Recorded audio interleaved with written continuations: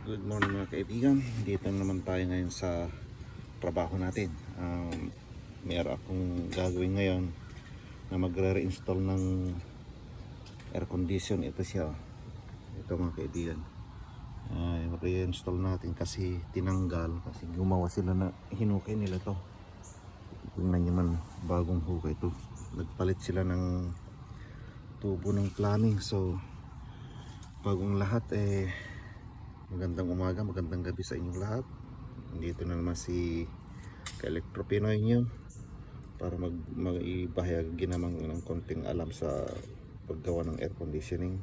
Sana po ay makapagbigay ako ng aral, ng konting aral para sa inyong lahat. So ayan, umpisa na natin mga kaibigan.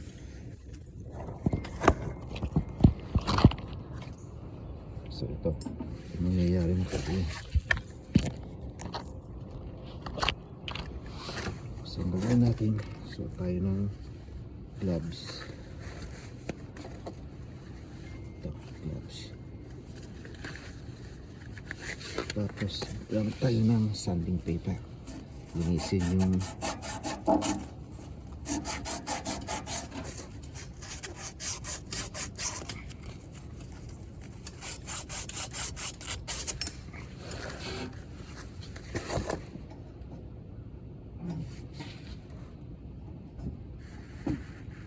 linisin lang natin kung ito ang kaibigan.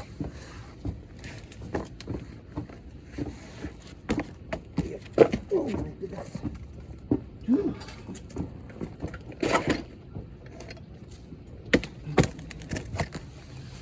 Linisin lang natin itong gilid niya. Tanggalin lang natin yung mga board niya.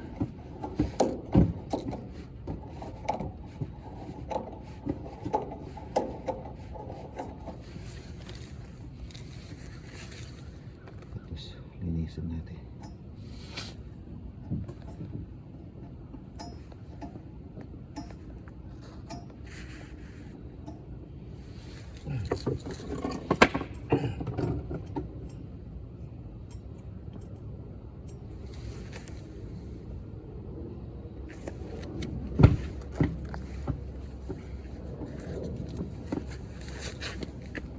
Tapos gamit tayo ng coupling 5/8.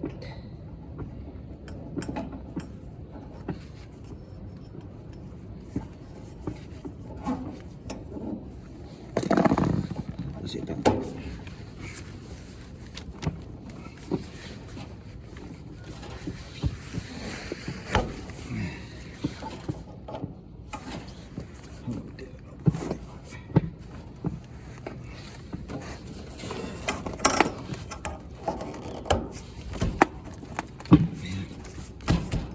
masok na mga kaibigan.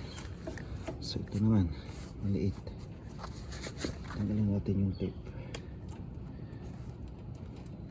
tayo. We have the R22 here, right?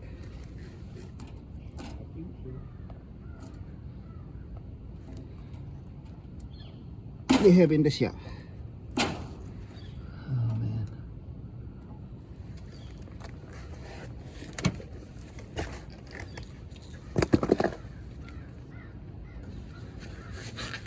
Kailangan natin ganito. Tanggalin natin yung bore niya.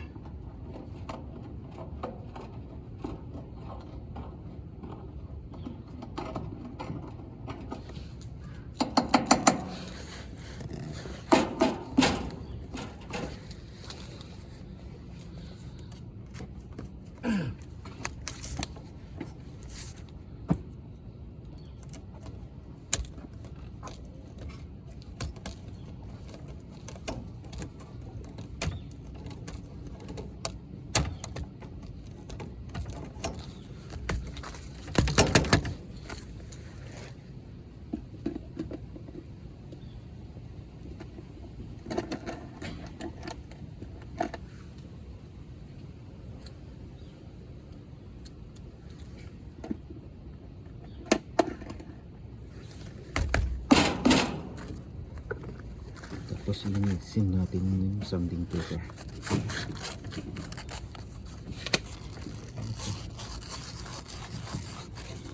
Ang purpose nito na lilinisin natin ng sanding paper itong dulo.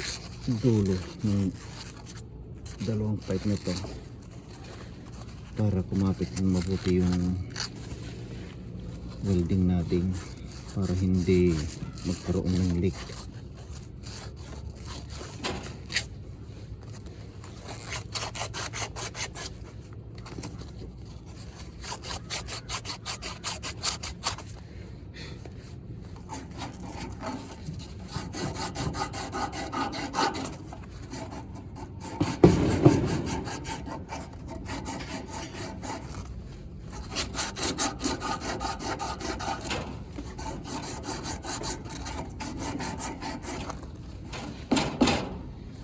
Ayan, linis na siya mga kaibigan.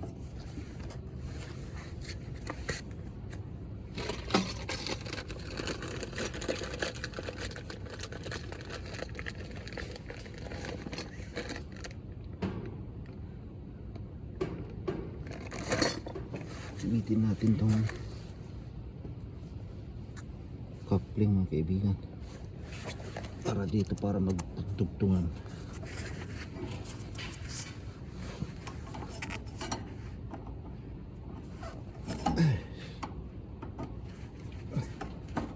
Ayan, dugtong na.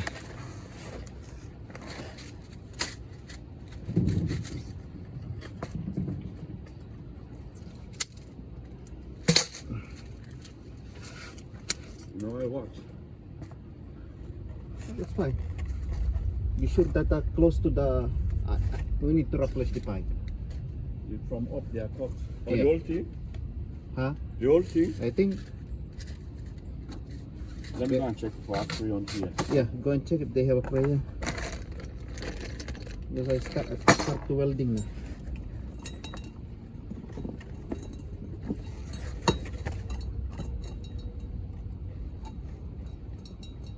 So gagamit tayo ng welding mga kaibigan. Acetylene. Ito yung pang-acetylene natin mga kaibigan. At saka yan ang acetylene container natin. Ito naman yung rod. So ayun, umpisahan natin. Lagay muna natin dyan.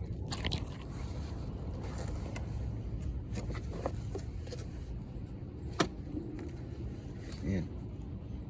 Bababagain muna natin.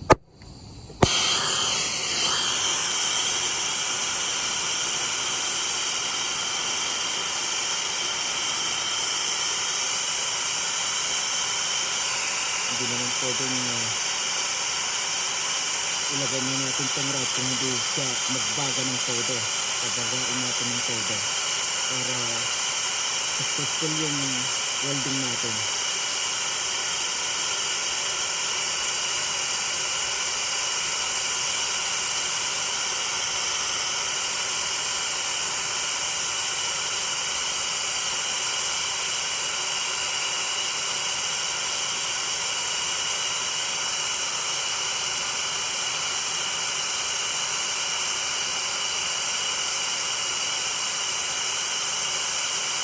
Wala nang kaibigan. Dapat gumawa na.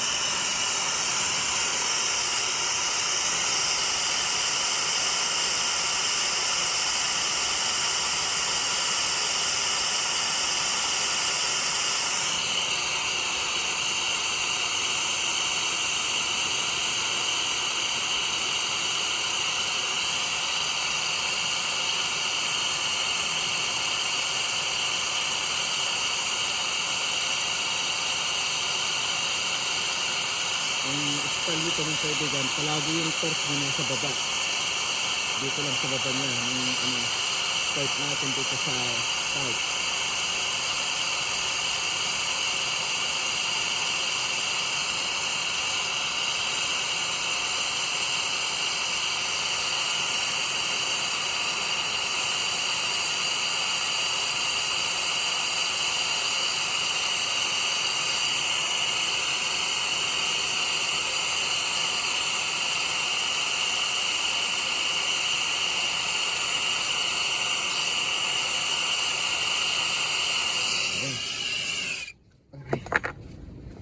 Okay na siya mga kaibigan. Tapos na. Ang mangyayari lang, hintayin lang natin na lumamig tong pipe niya kasi mainit.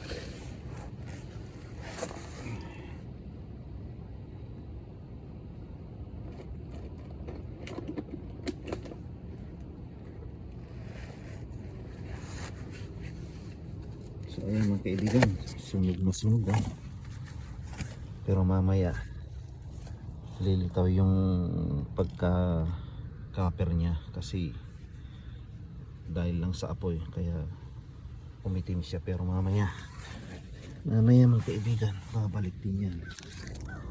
So ang isunod natin ito, buksan natin. Kaso nakalimutan ko yung nandun sa sasakyan.